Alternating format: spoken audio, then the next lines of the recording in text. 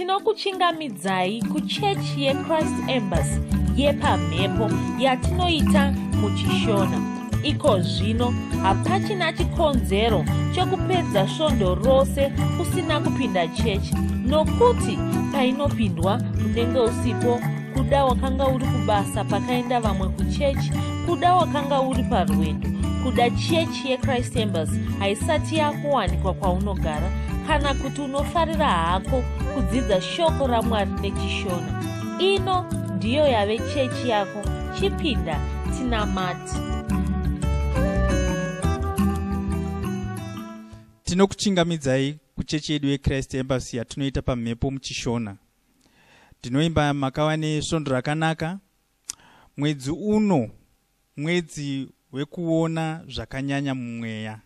Haleluya. Izvi takazvidzidziswa, takazvitaurwa nemufudzi wedu Chris Oya Kilome patakaita shumiro yekudya chidyo chaKristu. Haleluya. Saka izvi zvinoreva kuti unotanga kuona neunyanzvi muzvinhu zvakawanda. Unotanga kunzwisisa zvinhu zvaunga usinganzwisisi.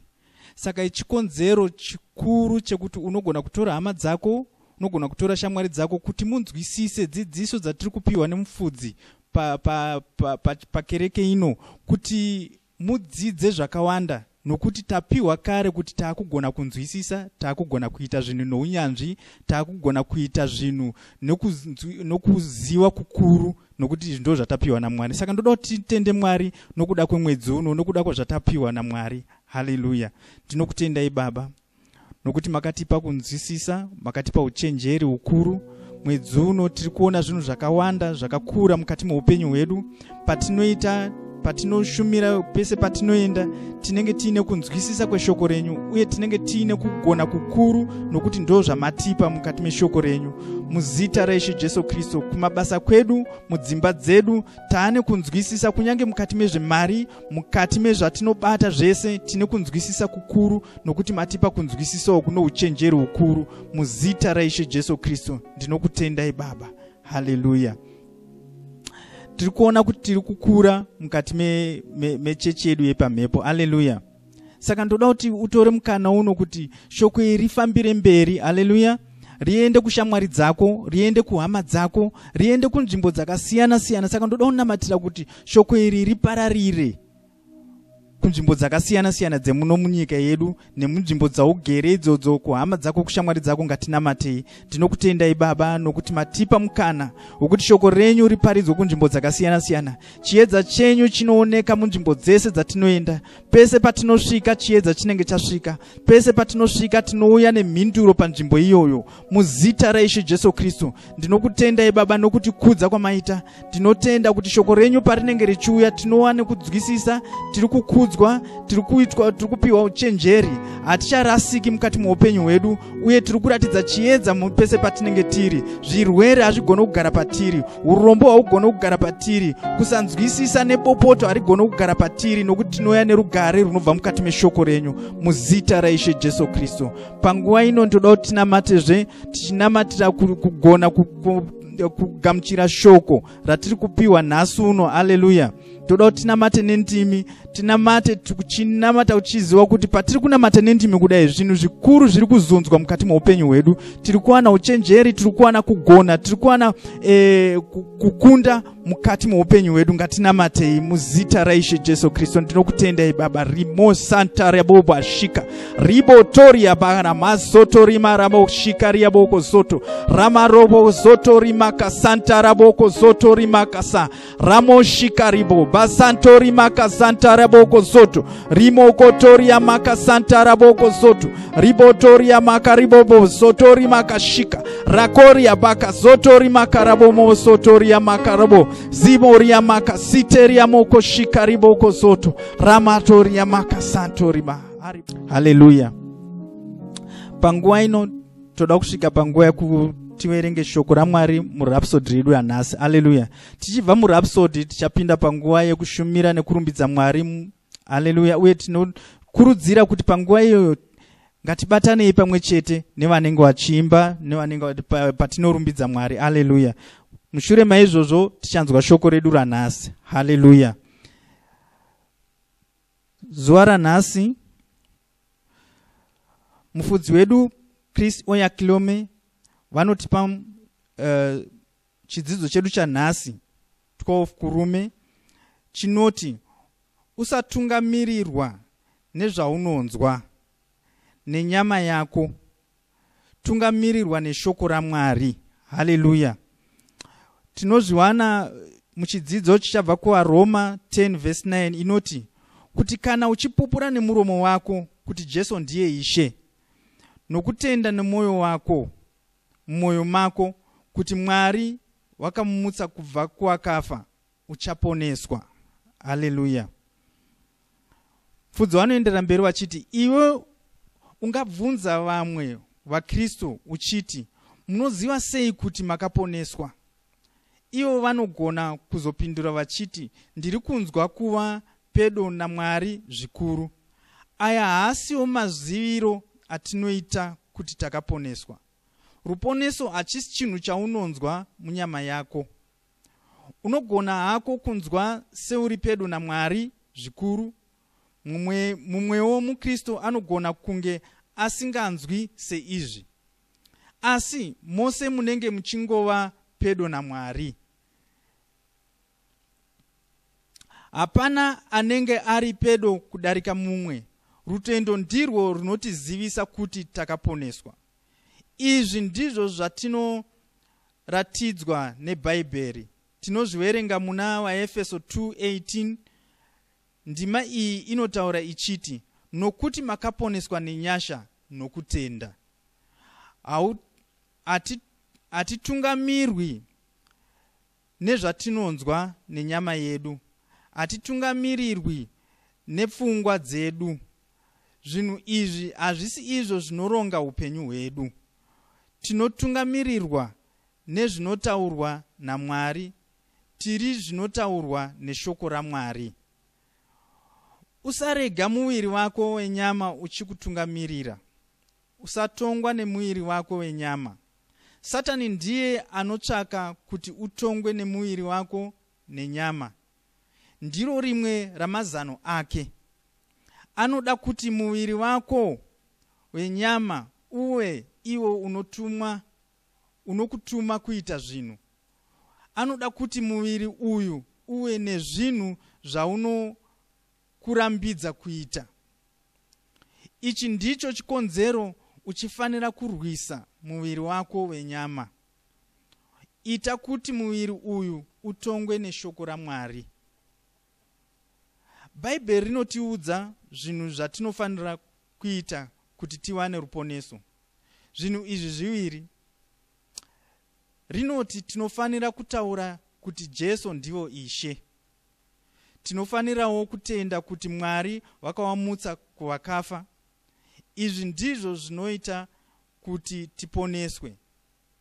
Tinobva tabviswa muumambo hwerima. Tinobva tapinzwa muchiedza. Izvi ndizvo zvatinoona muna vaRoma 10 verse 9. Pakarepo unobva wazvarwa patsva. Unobva wazvarwa kechipiri. Mweya wako unenge wava werudzi rwaMwari. Unenge wava neupenyu hwaMwari. Shoko raMwari ndiro rinopupura kuti wakaponeswa. Muviri wako wenyama hausiwo unoita izvi. VaRoma 8 verse 16 inotaura ichiti, mweya amene unopupurirana nemweya wedu kuti tiri vana vaMwari. Haungavimbi nezvaunganzwa nenyama yako. Zvinonyengera, zvinogara zvichishanduka. Shoko raMwari ndiro risingashanduki. Rigamuchire, ritende. Ndiro raunofanira kushandisa pakurarama kwako. Ndiro rinofanira kutungamirira upenyu hwako. Usatungamirirwa nechimwe chinhu. Haleluya. Pari zvino ndoda kuti unamate uchiti, Baba wandinoda, ndinokutendai. Mune upenyu hwamakandipa. Upenyu uhu unodarika unoraramiwa panyika ino. ndinofara mumaropafadzo eruponeso. Maropafadzo aya anosanganisa kusunungurwa, utano hwevaMwari, kuchengetedzwa, kufuma nekukwanisa. Maropafadzo aya akavapo nokuda kwerufu rwaKristu, kuvigwa kwavo nekumuka kwavo kuvakafa. Muzita raJesu, amen. Simudza maoko ako urumbidze Mwari, nokuti ndiye oga wakarurama. Simudza maoko ako urumbidze Mwari, nokuti ndiye oga wakarurama. Simudza maoko ako urumbidze Mwari, nokuti ndiye oga wakarurama. Ndiye oga, ndiye oga, ndiye oga, ndiye wakarurama. Ndashaiwa mumwe, ndiye oga, ndiye oga wakarurama. Simudza maoko ako urumbidze Mwari, nokuti ndiye oga wakarurama. Simudza maoko ako urumbidze Mwari, nokuti ndiye oga wakarurama. Ndiye oga, ndiye oga, ndiye oga, ndiye wakarurama. Ndashaiwa mumwe, ndiye oga, ndiye oga wakarurama. Simudza maoko ako urumbidze Mwari, nokuti ndiye oga wakarurama. Simudza maoko ako urumbidze Mwari, nokuti ndiye oga wakarurama. Ndiye oga, ndiye oga, ndiye oga, ndiye wakarurama. Ndashaiwa mumwe, ndiye oga, ndiye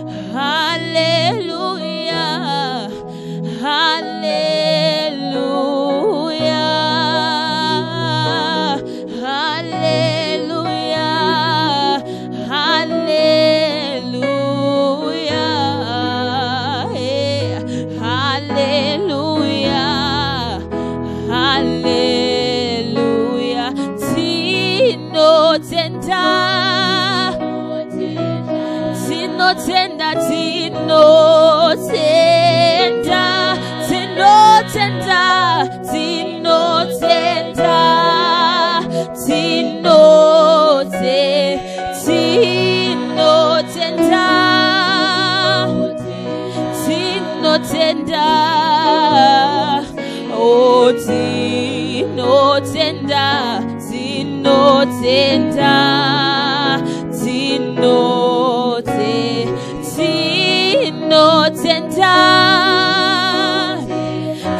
tinotenda, tinotenda,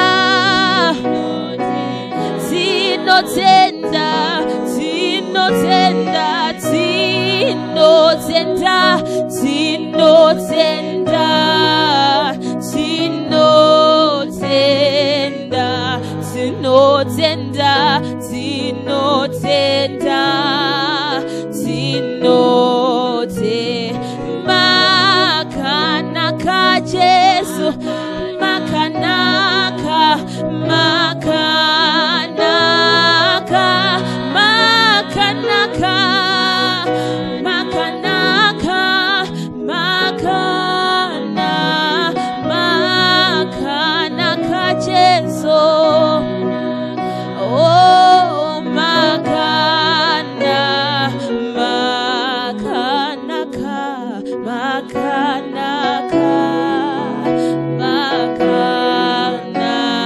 makanaka, oh yeah, tinotenda, tinotenda, Jesu, tinotenda, tinotenda, mambo Jesu, tinotenda, tinotenda, yeah. Tinotenda, tinotenda.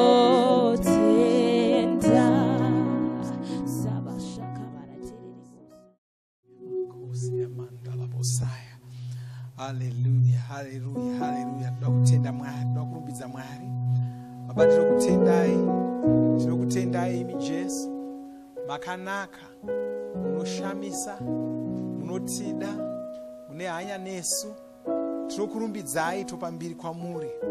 Ticharamba tichingorumbidza zita renyu narini narini. Ticharamba tichingokudza zita renyu nokusingaperi. Nyasha dzenyu hadziperi, rudo rwenyu haruperi, runako rwenyu haruperi, haruna ungatsanangura. Tinofara nokunzi vana venyu, tinofara nokuva vana venyu, tinofara nokuva vanhu venyu, vanhu vamakazvisarudzira mega kuti vataridze mbiri yenyu norunako rwenyu kunyika yose. Tinokutendai Mwari muzita raJesu Kristu. Haleluya. Tinokutendai nyangwe nenguva ino yamatipa yokudzidza shoko renyu, yokushumirwa naMweya Mutsvene, yokushumirwa neshoko renyu. Tinokutendai nokuda kwezviri kuitika mukati meupenyu hwedu, shanduko dziri kuitika matiri nokuda kwaizvozvo, nokuda kweshoko renyu, nokuda kwaMweya wenyu Mutsvene. Tinokutendai Baba nokuda kuporeswa kwomumwe nomumwe ari kubatana nesu pamunamato iwowo nezita raJesu Kristu. Tunamatira mumwe nomumwe ari kubatana nesu saizvozvi, tichitaura chiropafadzo pamusoro poupenyu hwake, tichitaura kuti chishamiso chinoitika mukati meupenyu hwake, tichitaura kuti anorwara anoporeswa nezita raJesu Kristu, ane upenyu husina kumira zvakanaka hunogadziriswa nezita raJesu. Tinovhura mwoyo yedu iko zvino, tinovhura mweya yedu, tinovhura pfungwa dzedu kuti tigamuchire shoko renyu muzita raJesu Kristu. Amen. Haleluya. Tinosangana zvekare uye tinofara chose kusangana kudai pachechi yedu yepamhepo yeChrist Embassy yatinoita muchishona. Tinofara kuti munesu uye toda kutenda zvikuru kunyanya mutungamiriri wedu mufudzi Kristo Oyakilome vakatipa zano irori rokuti tigone kusangana nemi, tisangane pamwe chete, zvisinei nokuti tiri kupi, zvisinei nokuti uri kupi, kuda uri kune dzimwe nyika, kuda uri kure nekwaungagona kupinda chechi yeChrist Embassy, asi tinofara kuti mufudzi Kristo vakatipa zano irori, vanotitungamirira nezano irori. Tinovatenda zvikuru nokuti pamukana iwoyo. Haleluya. Ndinovimba kuti makava nesvondo rakanaka, makaropafadzwa naMwari, uye ndinofara kuti muri pachirongwa chino, muri pachechino, pamunamato uno nhasi. Mweya Mutsvene vari kubata ruoko rwenyu, mumwe nomumwe wenyu ari kubata ruoko rwako, vachikubatsira kurarama upenyu hwechikristu. ndo chiropafadzo chimwe chavari kuita mukati meupenyu hwako nhasi. vari kubatsira, uchawagamuchira batsiro patei uchinzwa shoko raMwari saizvozvi, uchagamuchira batsiro kubva kuna Mweya Mutsvene, batsiro yekuti ugone kurarama upenyu hwechikristu zvakazara. uye vari kudavirawo mibvunzo yenyu. kuna vamwe vazhinji vane mibvunzo pamusoro peutano hwenyu, mibvunzo pamusoro pezvemari dzenyu, mibvunzo pamusoro pezvinhu zvakawanda-wanda. ndoda kuvimbisaiko zvino paunopinda munamato iwouno, Mweya Mutsvene vari kudavira kwauri. uchanzwa inzwi raMweya Mutsvene, uchaona kushanda kwaMweya Mutsvene. paunopedza nesu nhasi uchaona shanduko, nyange muviri mako uchaona shanduko. kana wangaone panorwadza uchaona shanduko ichiitika ipapo, uchiporeswa nezita raJesu Kristu. Haleluya. Eso ndorapera takatsanangura zvimwe zvinhu pamusoro peruponeso. Takatsanangura zvatakataura kuti chatakanga tichiti, nokuti vanhu vanofunga kuti kana ndikabhabhatidzwa ndikange ndiri munhu wakanaka, ndikange ndakadai ndatozvarwa patsva, ndatova muKristu. Takatsanangura izvozvozvo tichikutsanangurirai kuti aiwa, handizvo. munhu anozova muKristu kana achinge azvarwa naMwari, achinge azvarwa patsva. asi ndinoda kutaura pamusoro peupenyu hwedu hwerutendo, upenyu hwerutendo. Regai ndikasire kuverengerai ndima dziri mubhaibheri. muKristu anofanira kunzwisisa pamusoro peupenyu hwerutendo. Regai nditange kuverenga pana vaHebheru 11 ndima 3. kwanzi kana musina kutenda, musina rutendo, hazvibviri kufadza Mwari. kana usina rutendo, hazvibviri kufadza Mwari. kureva kuti haugoni kufambidzana naMwari kana usina rutendo, usingashandi norutendo, uchishanda nezvaunonzwa. Regai ndikuvhurire zvakare pana tsamba yechipiri kuvaKorinde chitsauko 5 ndima 9. kwanzi nokuti tinofamba nokutenda, hatifambi nokuona. namamwe mashoko, tinorarama norutendo, hatirarami nezvatinoona nameso edu. ndo ndima idzi dziri kutsanangura upenyu hwechikristu. muKristu anorarama norutendo. regai ndikuvhurire zvakare muna vaGaratiya 3 ndima 11 chete. kwanzi zvinoonekwa kuti hakuno munhu unoraramiswa nomurayiro pamberi paMwari, nokuti wakarurama uchararama nerutendo. wakarurama uchararama nerutendo. kureva muKristu unorarama nerutendo, ndo runomutungamirira. haatungamirirwi nezvaanoona nameso ake. Haleluya. haamiriri kuti zvandanzwa muviri mangu ndo chaizvo chaizvo.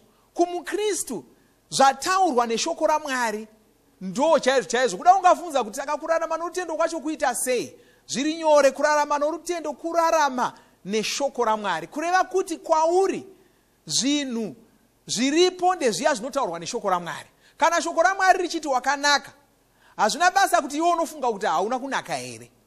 kana shoko raMwari richiti wakanaka, zvinoreva kuti ndo zvauri.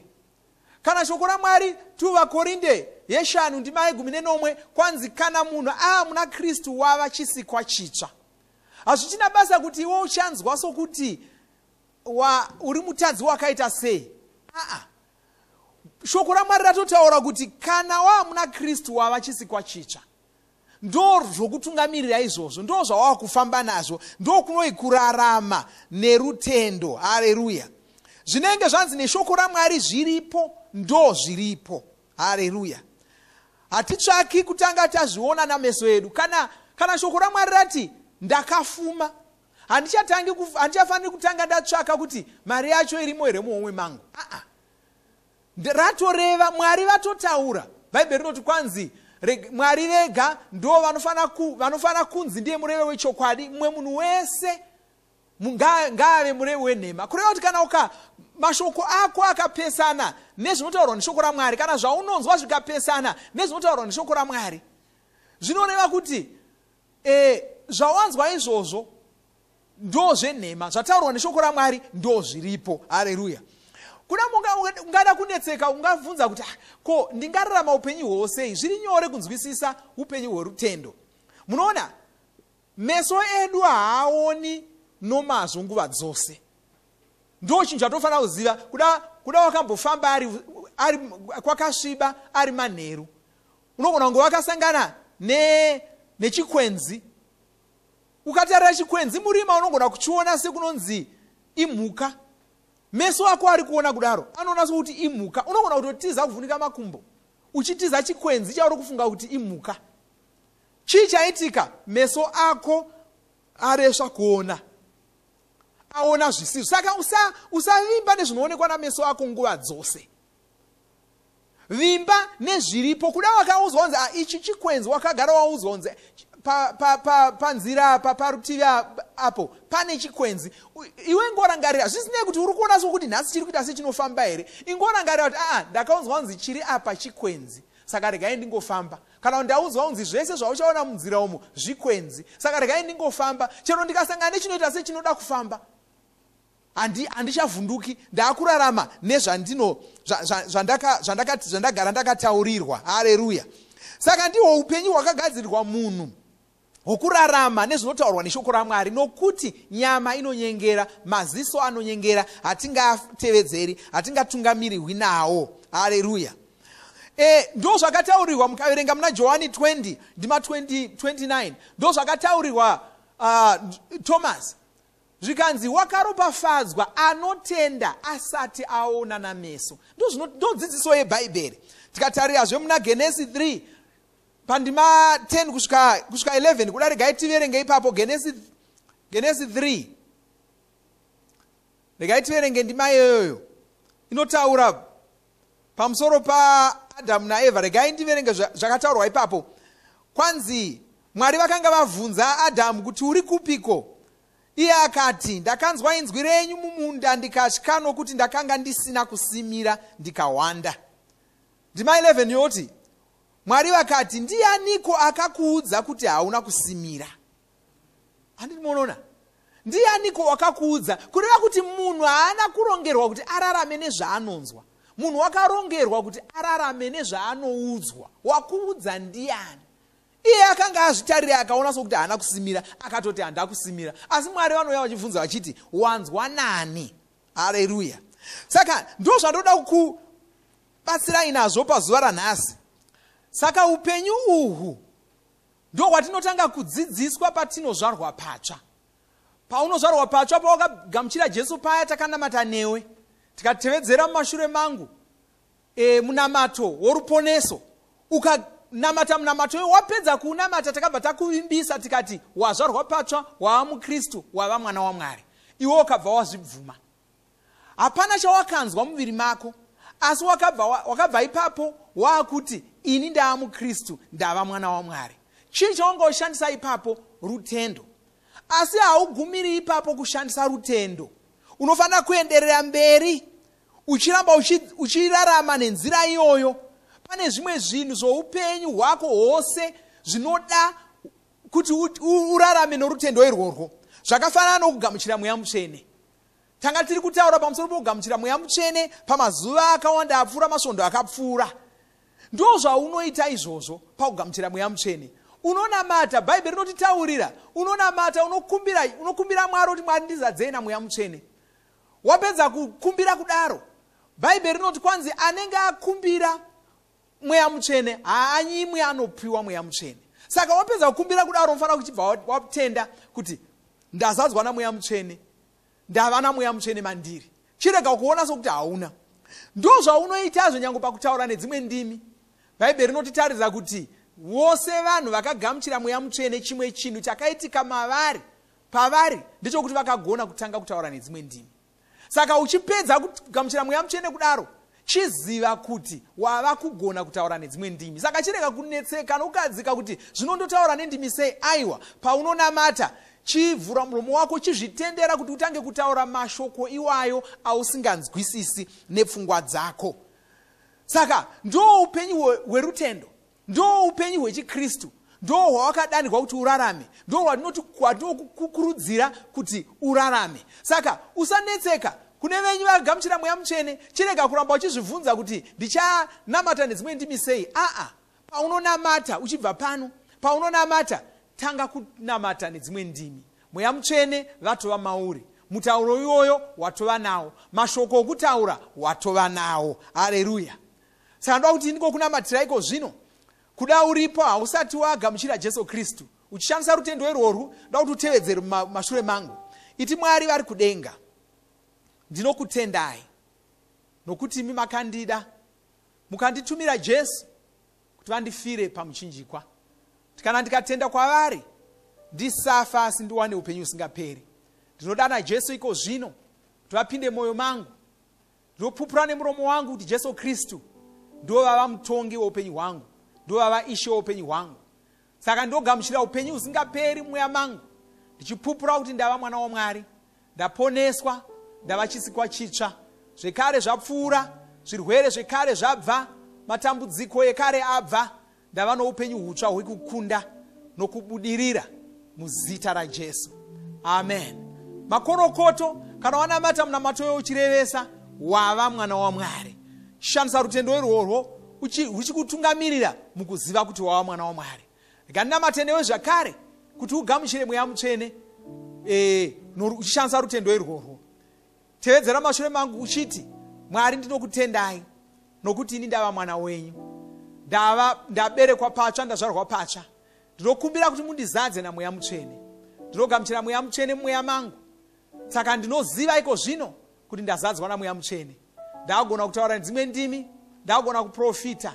Zvipo zvaMweya Mutsvene zvakuonekwa pandiri muzita raJesu Kristu. Amen. Makorokoto zvekare wazadzwa naMweya Mutsvene, wava kugona kutaura nedzimwe ndimi. Chirega kuvunza kuti ndotaura nedzimwe ndimi sei. Paunonamata paya, chinamata nedzimwe ndimi, makorokoto. Haleluya. Regai ndikokunamatirai zvekare sandakupai zviziso zvandinazvo. Baba, nezita raJesu Kristu ndinokutendai nokuda kwomumwe nomumwe wabatana neni pamunamato uno. Ndinomuropafadza neshoko raMwari, ndinomuropafadza naMweya Mutsvene, ndinomuropafadza iko zvino nezita raJesu Kristu. Ndinotaura kune anorwara, ndinotaura kuzvirwere izvozvo zviri paari nezita raJesu Kristu, ndichidzingira kure. Ndinodzinga zvirwere ndichitaura kuporesa nezita raJesu Kristu. Ndinotaura kuporeswa kwomuviri wake, kwenyama yake muzita raJesu Kristu. Ndinokutendai Mwari. Haleluya. Amen. Shandisa rutendo irworwo kuda kuti uzive kuti waporeswa. Saka chiita zvawanga usingagoni kuita, wotitaura nesu, toda kunzwa uchapupu hwako, utizivise zvaitika kwauri nokuda kweshumiro yedu yanhasi. Haleluya. Tisati taparadzana, regai ndikutaurirei zviziso zvandinazvo pano. Tatogara taudzwa nechekare kuti mufudzi Kristu akatitaurira nechiprofita kuti mwedzi uno wakurume mwedzi watichaona zvakadzama uye zvakanyanya mumweya. Ndo mwedzi iwoyo, kureva kuti mwedzi unotarisira kuti Mweya Mutsvene vakutaridze chaizvo chaizvo zviri kuitika, mungava mubhizinesi rako, mungava muutano hwako, mungava mumari dzako, mungava mumhuri yako. Mweya Mutsvene pane chikomborero ichocho, pane nyasha idzodzo zokuti iwo uchagona kunyatsonzwisisa zviri kuitika. Hausi kuzofamba murima mumwedzi uno. Haleluya. Ndokurangaridza izvi zvakare pamusoro pezvidzidzo zvedu. Ndinoda kuti kuna vamwe vasati vatanga zvidzidzo izvozvo nokuti vari kunetseka vachiti ndonyora sei. Aiwa, patakakutumirai panhare ipapo, patiri kutumirai kana kuti paindaneti ipapo, davira ipapo, vane vaya vari kutibata paWhatsApp, shandisa nhare yako iyoyo. Chero ukatumira mhinduro mbiri zvakakwana. Toda kuona kuti mumwe nomwe wedu ari kuita zvidzidzo izvozvo. Takatotumira zvidzidzo zviviri nechekare, vamwe havasati vaita kana chidzidzo chokutanga. Tinokurudzirai, itai zvidzidzo izvozvo, tifambe pamwe chete navamwe. Haleluya. Saka rangarirai kuti makauya kuchechi, saka hamusi kungouya muchienda. Tarisirai kuva muzvirongwa zvatiri kurongerai. Pindai muzvidzidzo zvatiri kupai izvozvi. Ndokuti ndiri muchechi. Kana ukangova muchechi uchingoya uchingoparidza, uchingoteerera kushoko riri kuparidzwa uchienda, ungori mushanyi, hausiri mwana wesangano. Ita mwana wesangano. Zvidzidzo zvatiri kutumirai zviite, udavire mibvunzo yatinokupa, tifambe pamwe chete. Zvakanaka. Tosangana zvekare musvondo rinouya. Wova nesvondo rakanaka. Ndinokuvimbisa kuti Mwari vari kubetsera musvondo rino, vari kubetsera kana pane zvinhu zvawanga uchiita zvauri kuita nemaoko ako. Ndoda kuvimbisa kuti zvinhu izvozvo zvinobudirira musvondo rino nokuti maropafadza aMwari ari pamusoro pako. Haleluya. Amen.